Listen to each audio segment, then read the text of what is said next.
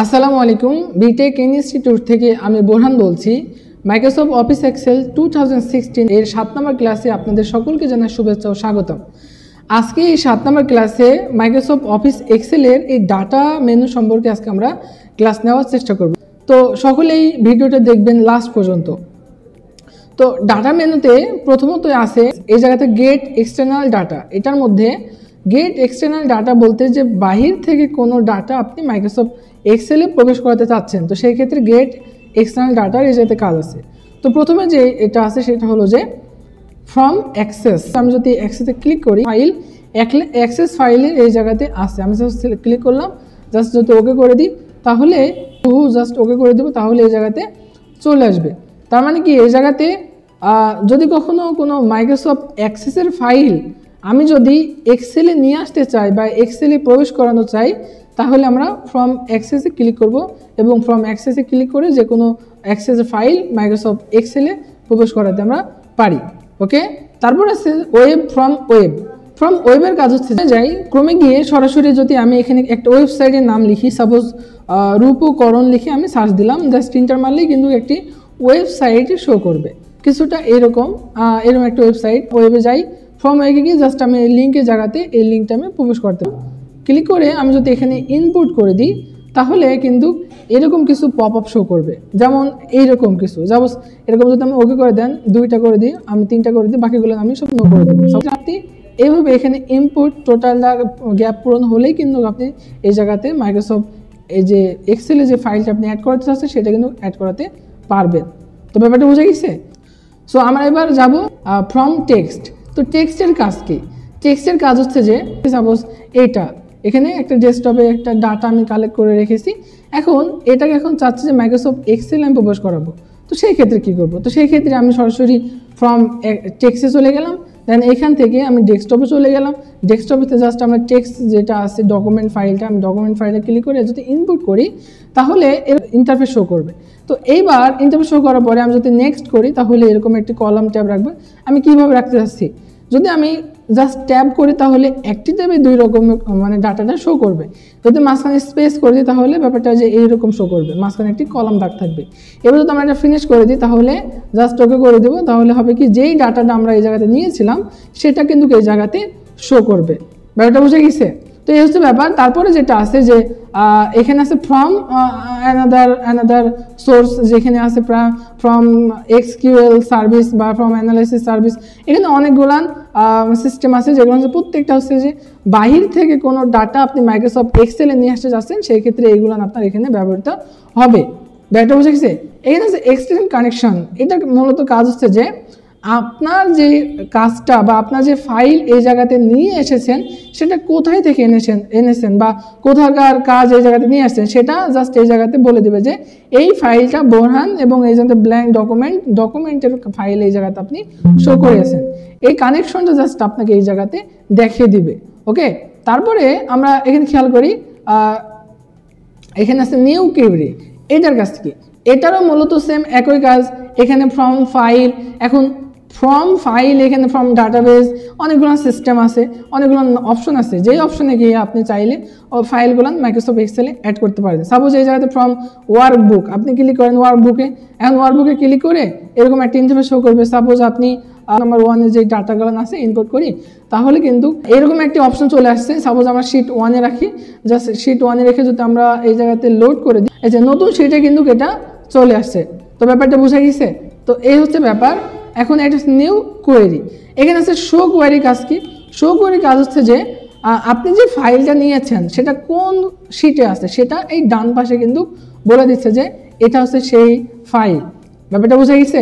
এবার আছে যে ফ্রম টেবিলের কাজ কি? এটা আমরা হচ্ছে যে আমি টোটাল সিলেক্ট করে যে টেবিলে যদি ক্লিক করি তাহলে এরকম একটি টেবিলে কাজ করবে। যদি ওকে করে দিই তাহলে এটা টেবিল আকারে শো করবে। কিছুটা হচ্ছে আপনার ইনসার্ট মেনুর মধ্যে যে টেবিলটা আছে সেই টেবিলে কাজ মূলত এই জায়গাতে হবে। ব্যাপারটা বুঝে গেছে? এই হচ্ছে ব্যাপার। তারপর আমরা আবারও 2 নম্বর ইয়েতে যাই। এবার আমরা দেখব যে রিসেন্ট সোর্স মানে যেগুলো আপনারা ব্যবহার করেছেন সেটা রিসেন্ট সোর্স হিসাবে এই জায়গাতে ব্যবহৃত থাকবে। এই জায়গাতে বলছে যে কানেকশন, আবার এই জায়গাতে বলছে কানেকশনের ব্যাপারটা। কানেকশন বলতে একটি আর আরেকটি দুইটা মিলে যে কানেকশনটা আছে সেই কানেকশনটা এই জায়গাতে আপনি বুঝা দেওয়ার একটা ব্যবস্থা এই জায়গাতে। কানেকশন মূলত এটা সিলেক্ট করলেন, সিলেক্ট করে কানেকশনটা দেখতে যান কোন কানেকশন। সাপোজ এই জায়গাতে বোরহান নিউ ডকুমেন্টের কানেকশনটা আছে। এই জায়গাতে বলছে যে প্রপার্টিস, এইটার কাজ কি, এটার কাজ আমি একটু দেখাচ্ছি। তার আগে আমার রিফ্রেশ অল, এটার কাজ মূলত আমি দেখানোর চেষ্টা করছি। এই জায়গাতে ঢাকা বাংলাদেশ আমি কিন্তু একটি ডকুমেন্ট এই জায়গাতে নিয়ে এসেছি। এই ডকুমেন্টগুলো এখন আমি রিফ্রেশ করব বা কোনো কিছু করে রিফ্রেশের কাজ কি এই জায়গাতে সাপোজ মনে করেন আমি এখানে ওই ডকুমেন্ট ওপেন করেছি, আমি আবারও এই জায়গাতে রাজশাহী এবং ঢাকা, ওকে, আমি মনে করেন এখানে একটা ঢাকা বানান আমি দিয়ে দিই। যাবো এই জায়গাতে সিলেক্ট করে জাস্ট আমি বারবার এই জায়গাতে পেস্ট করে দিই, ওকে, পেস্ট করে কন্ট্রোল এ করলাম, তাহলে এটা সেভ হয়ে গেল। এইবার আমি এখানে যাব, যাওয়ার পরে যদি আমরা রিফ্রেশ করে অল যদি করি তাহলে কিন্তু এইরকম একটি ইন্টারফেস শো করবে যা বলছে যে ফাইলটাকে সেভ করতে মানে সিলেক্ট করতে বলছে, দিয়ে ইম্পোর্ট করতে বলছে। কিন্তু আমি চাচ্ছি না এত লং টাইপ যাতে, আমি সরাসরি যেন রিফ্রেশ হয়। তো সেই ক্ষেত্রে সরাসরি রিফ্রেশ করার জন্য আমি টোটালটাকে সিলেক্ট করে দেখেন প্রপার্টিস বলে একটা অপশন আছে, এই ক্লিক করবো। দেন এই জায়গাতে ফাইল নেম অ্যান্ড রিফ্রেশ বলে একটা অপশন আছে, এইটাকে জাস্ট আমরা তুলে দিয়ে যদি ওকে করে দিই, এবার যদি আমরা রিফ্রেশ অল যদি করে দিই বা রিফ্রেশ করে দিই, সেই ক্ষেত্রে কিন্তু এই যেই ফাইলটা কিন্তু একটু আগে যে ডকুমেন্ট আমি এই জায়গায় ক্রিয়েট করেছিলাম সেই ফাইলটা কিন্তু এই জায়গাতে বা লেখাটা এবং টেক্সটগুলো এই জায়গাতে চলে আসছে। তো ব্যাপারটা বোঝা গেছে? তো এই হচ্ছে ব্যাপার, এই কানেকশনের যে ব্যাপারটা সেইটা, ওকে। তারপরে এখানে শর্টের কাজ কি? শর্টের মূলত কাজ হচ্ছে যে মনে করি এই জায়গাতে আমি 1 দিলাম, এই জায়গাতে 2 দিলাম, এই জায়গাতে আমি 4 দিলাম, এই জায়গাতে 3 দিলাম, এই জায়গাতে 6 দিলাম, এই জায়গাতে 7 দিলাম, মানে 5 দিলাম, এই জায়গাতে 8 7 তারপরে 9 তারপরে জায়গাতে 10। এইটা এখন এটা তো এলোমেলো হয়ে আছে, তো এটাকে মানে একদম রাইটভাবে নেওয়ার জন্য যেটা করবো সেটা হলো যে A to Z এই শর্ট যদি করে দিই তাহলে এটা দেখেন সিরিয়াল মেনটেন হয়ে যাবে। এবং Z to A মানে 10 থেকে 0 মানে উপর থেকে নিচে যদি যাই সেক্ষেত্রে আমরা যদি এটা করে দিই তাহলে এবার উপর থেকে নিচে নামবে। তো এটা হচ্ছে শর্টের কাজ। এবং তারপরে যে শর্ট আছে এইটার মূলত কাজ কি?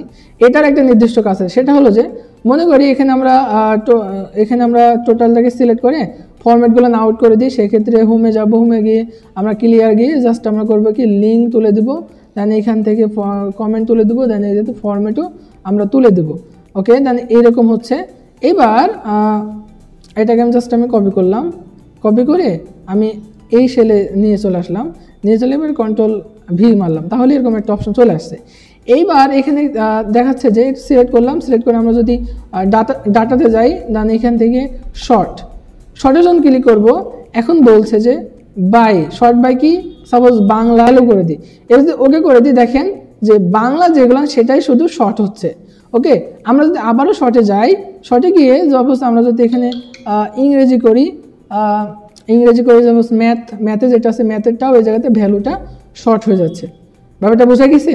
আমরা এবার দেখবো যে অ্যাডভান্স যে ব্যাপারটা আছে এইটা।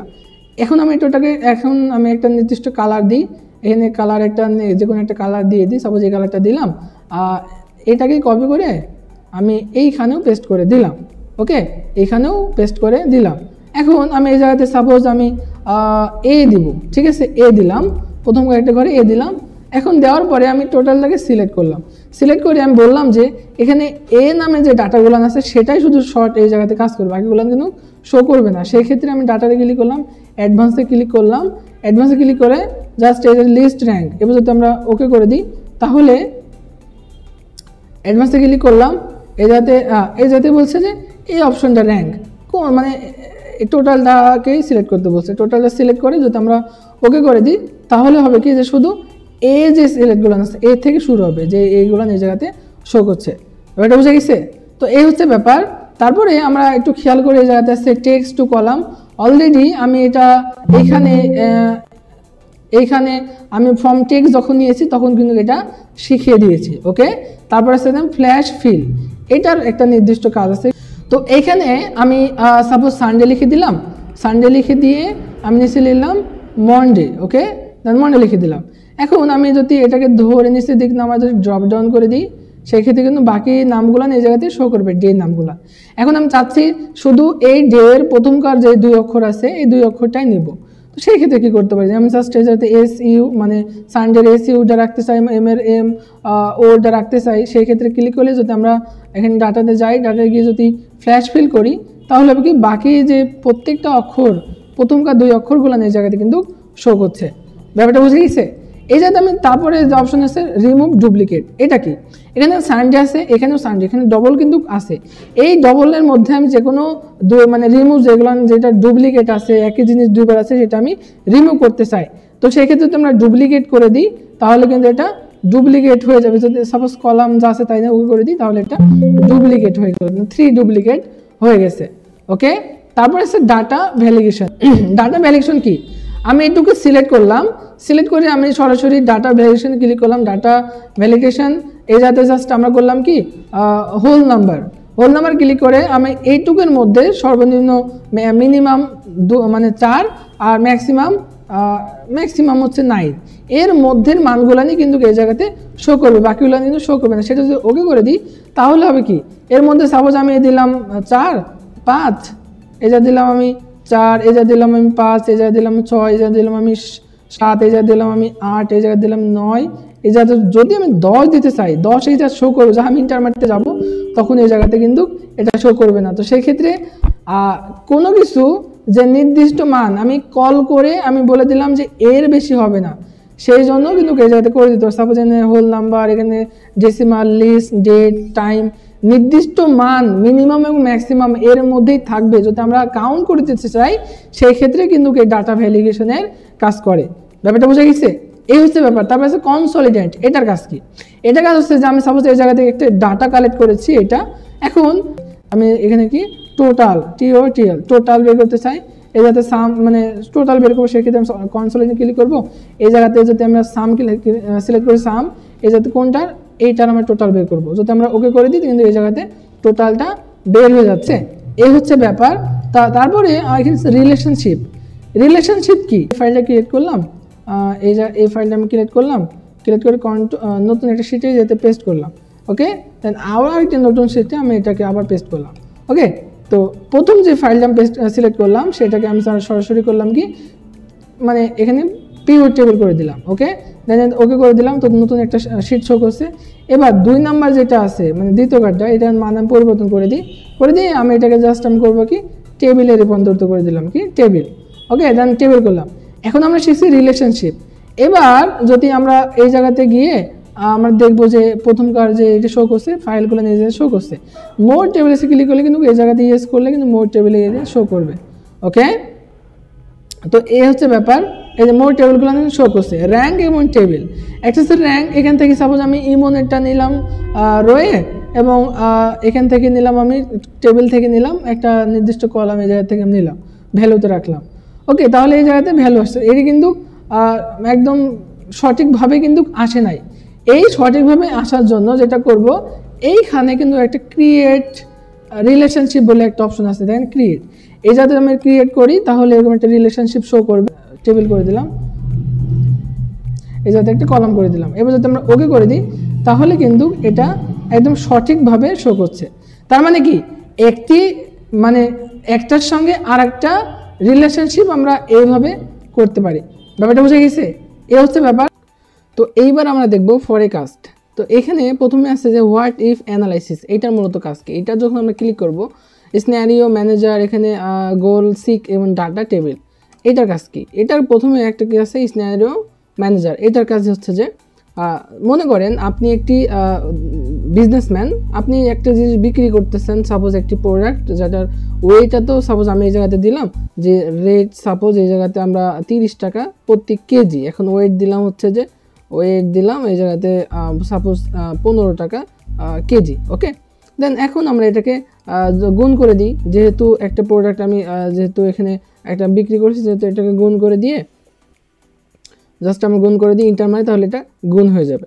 ওকে, এবার আমরা এই দুইটা ভ্যালুকে সিলেক্ট করে যদি আমরা এখানে কি সিনারিও ম্যানেজারে ক্লিক করি, জাস্ট এই জায়গাতে বলছে যে অ্যাড, অ্যাডে যখন আমরা ক্লিক করবো তখন এরকম বলছে সাপোজ আমার প্রত্যেক দিনে যেহেতু বিক্রি হয় সেই ক্ষেত্রে আমরা যদি সানডে মানে এটা আমাদের রবিবারের একটা সেল জাস্ট আমরা যদি ওকে করে দিই তাহলে এটা জাস্ট দেখেন আমরা স্ন্যানের জায়গায় সানডেতে অ্যাড হয়ে যাচ্ছে। ওকে, দেন আবার এখানে খেয়াল করি এটা কেটে দিই। সাপোজ আমরা এটাকে পরিবর্তন করে দিয়ে মনে করেন এটা মন্ডে, সেই ক্ষেত্রে এই জায়গাতে আমি যদি রেটের জায়গাতে আমি ওয়েটের জায়গাতে সাপোজ 20 কেজি দিয়ে দিলাম তাহলে অটোমেটিকলি মান পরিবর্তন হচ্ছে। আবার এই জায়গাতে ক্লিক করে আমরা যদি অ্যানালাইসিস ক্লিক করি সিনারিও ম্যানেজারে ক্লিক করে জাস্ট অ্যাড করে দিই। সাপোজ এটা দিলাম আমরা মন্ডে। ওকে, দেন এই জায়গাতে যদি আমরা ওকে করে দিই তাহলে কিন্তু এটা অ্যাড হয়ে যাবে। এইবার এইটার মূলত কাজ কি?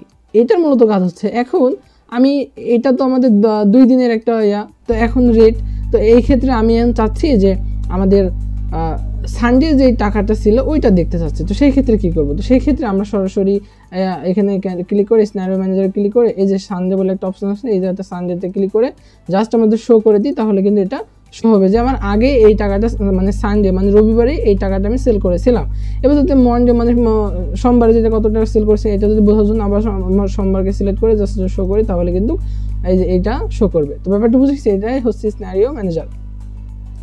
এবার আমরা যেটা বুঝবো সেটা হচ্ছে যে কি হচ্ছে গোল সিক। এটার কাজ কি?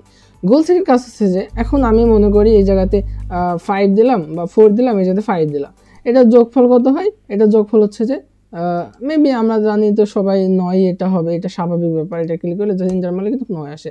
এখন আমরা যেটা দেখছি যে এখানে 9 আছে, আমি চাচ্ছি যে জোর করে আমি 10 দেবো, তো সেইভাবে কি হবে মানে সেই ক্ষেত্রে কিভাবে করবো এটা? তো 10 দেওয়ার জন্য আমি জাস্ট আমার যোগফলকে এটা আমি সিলেক্ট করলাম, দেন এই জায়গাতে ক্লিক করলাম, গোল সিকে ক্লিক করলাম। এইবার বলছে যে কোনটা চেঞ্জ করব, বলছে যে সেট সেল মানে যেটা আমি পরিবর্তন করবো সেটা জাস্ট এই ভ্যালু কত আমি জাস্ট আমি 10 দিতে চাচ্ছি, 9 জায়গাতে 10 দিতে চাচ্ছি, সেই ক্ষেত্রে 10 আমরা টু ভ্যালু ক্লিক করে দেবো। এবার চেঞ্জ করবো কোনটা, সাপোজ আমি এই 4কে চেঞ্জ করতে চাই, সেক্ষেত্রে আমি এটাকে সিলেক্ট করে দিই, জাস্ট যদি আমরা ওকে করে দিই তাহলে কিন্তু এটা এই যে পরিবর্তন হয়ে গেল।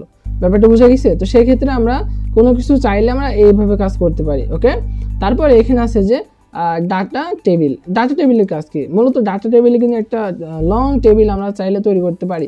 সাপোজ আমি এই জায়গাতে 1 দিলাম, এই জায়গাতে 2 দিলাম, এখন আমি চাচ্ছি যে এখান থেকে শুরু হবে 1, এখানে আমরা এটার গুণফল করে দিই, এখানে ইকুয়াল দিয়ে দিলাম জাস্ট এটা, দেন গুণ এইটা। ওকে, দেন আমরা এন্টার করে দিই তাহলে একটা যোগ হবে, মানে এখানে একটা গুণফল বের হবে 1।